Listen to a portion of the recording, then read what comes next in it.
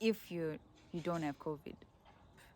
Well, my thought was, I actually thought that they would wear the PPE all the time, but anyways, they refused to admit me, guys. I got so agitated.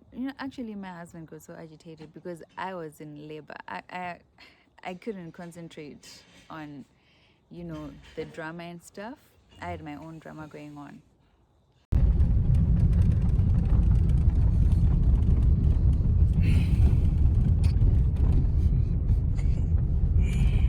Okay, between the contractions, it's not bad, but during.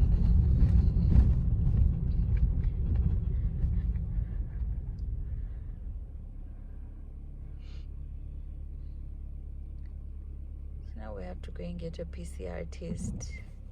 I don't know where.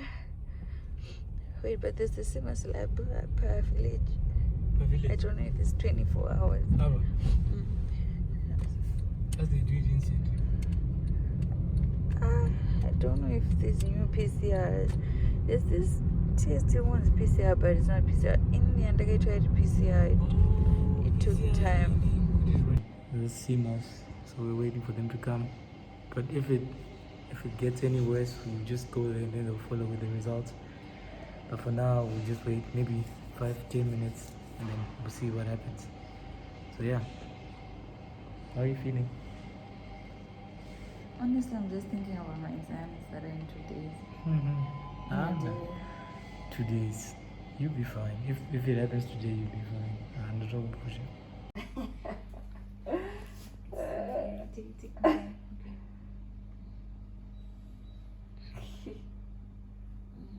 Come on. It's you know what? Robert. Alright. That's it. That's what I do. Sorry. Okay, sorry. Let me just. Oh my God. Oh. Yeah. We had to wait by the reception for about 45 minutes until they let us into this ward that they said is for people who don't have their COVID results yet. That ward was very cold. It was very cold. Next time I'm in labor, I will not go back to Baines. No cap. I will not go back to that clinic. Guys, I had such a hectic time.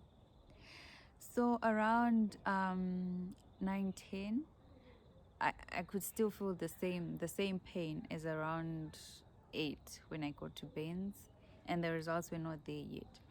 And from that ward, I could hear ladies, women screaming, guys. And I thought, is this going to happen to me? At first I thought, you know what, I'm a superwoman. This will not happen. I will not feel that kind of pain because the screaming was just too loud.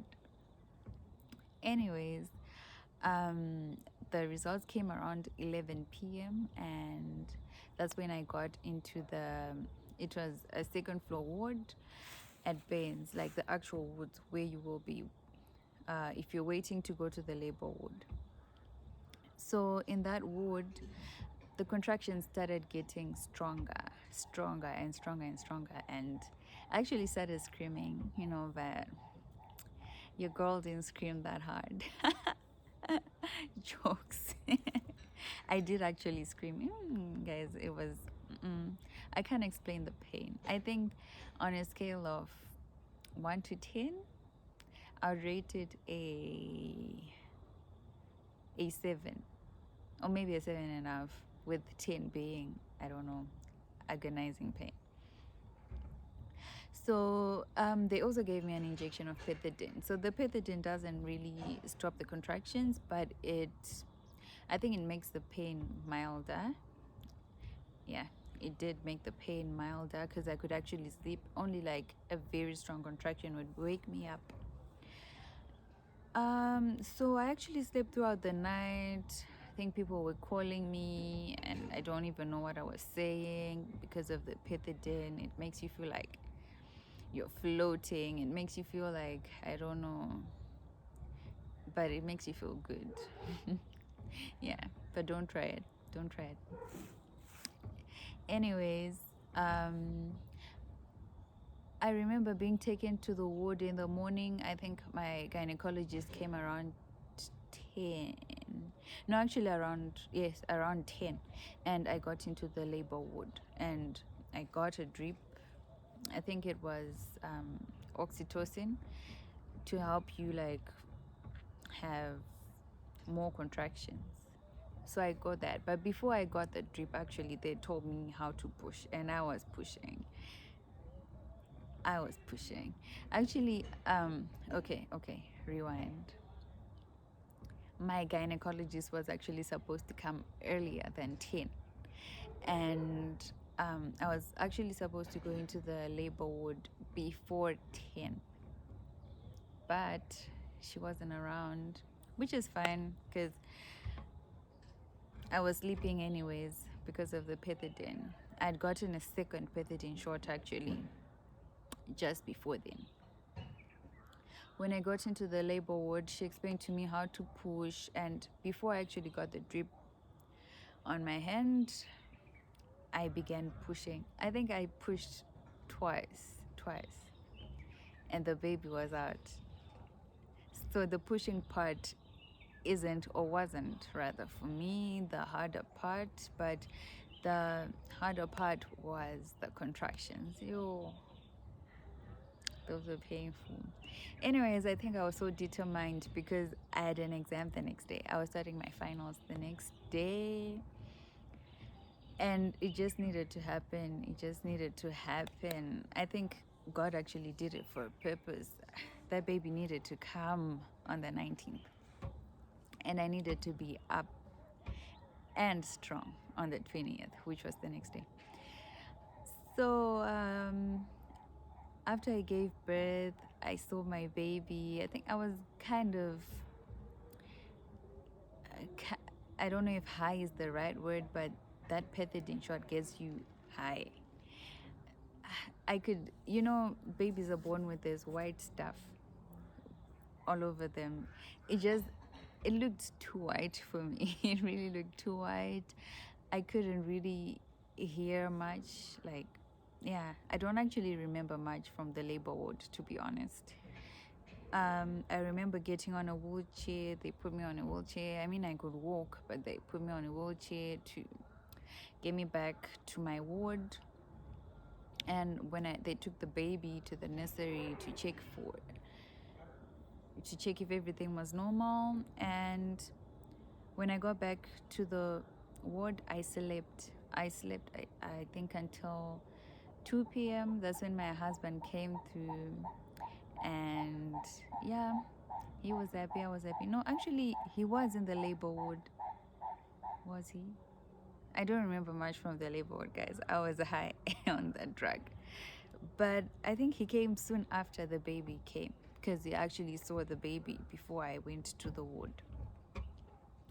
So when I got to the ward, he came at 2 p.m. So that was on the 19th, right? At 2 p.m. Good. I look good. No, you look fine. Huh? Compared to earlier. Yeah? I mean, I just got the big age. You Now I were look looking, fine, yeah, you right? looked fine. That time you were looking really. So my husband left me. I had to sleep. I had no choice. I mean, I had to study, but I was really tired. So I slept around 3 and woke up around 10 and started studying for the exam that was on the next day. I studied until I think 2, and then I slept until the next day. He came through, took me to the exam. I just had to go. I went to the exam. I finished the 3-hour exam. Thanks be to God, guys. God had a plan for me. I finished all my exams after I gave birth. I never had time to rest. And thank God I did not have any stitches. Otherwise, I don't know what I would have done. But I was taking pain medication, really strong painkillers. That's what kept me going. I did not think I would make it, honestly. I did not think I would make it because I would actually forget what I had read. I think it was just the trauma of giving birth, and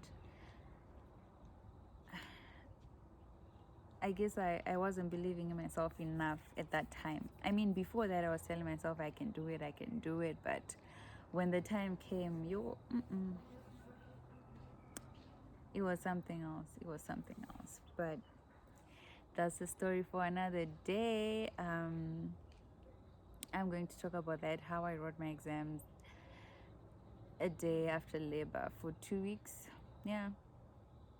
I'm actually going to do a story time on that because you guys, you need to hear the story. It was something else. Tuesday, 20 April 2021. Gave birth to my baby girl yesterday. I've got a final exam today. So I'm studying. It's around what? 7, around 7. My exam is starting at 9. Guys, I do not know what's going to go on in that exam, but God, please, please, please, please, please. I just want to get this over and done with. It's been hectic. It's been so hectic for me, and I'm just praying for the best. Long story short, right now, I have a beautiful baby girl. Yeah, I'm going to put a picture, I think, right there. I hope I can do that. I hope I can do those edits. Her name is Nella-Rose Izwirashe Murira. That's her name. And yeah, I'm just so, my heart is so full, guys. I'm so happy. I can't believe I have a child. Is it? I can't. Sometimes I just look at her and I'm like, God, you're just amazing. I can't believe I birthed a whole child. And I can't believe I'm nursing a whole baby. Yeah. But get it for me, guys. It's like the best feeling ever. Yeah, that was my birth story. Thank you guys for watching the video, and if you've got any questions, feel free to ask me. Since I've been through it, I think I can now call myself an experienced mom. I guess. So thank you guys. Catch you next time. Bye.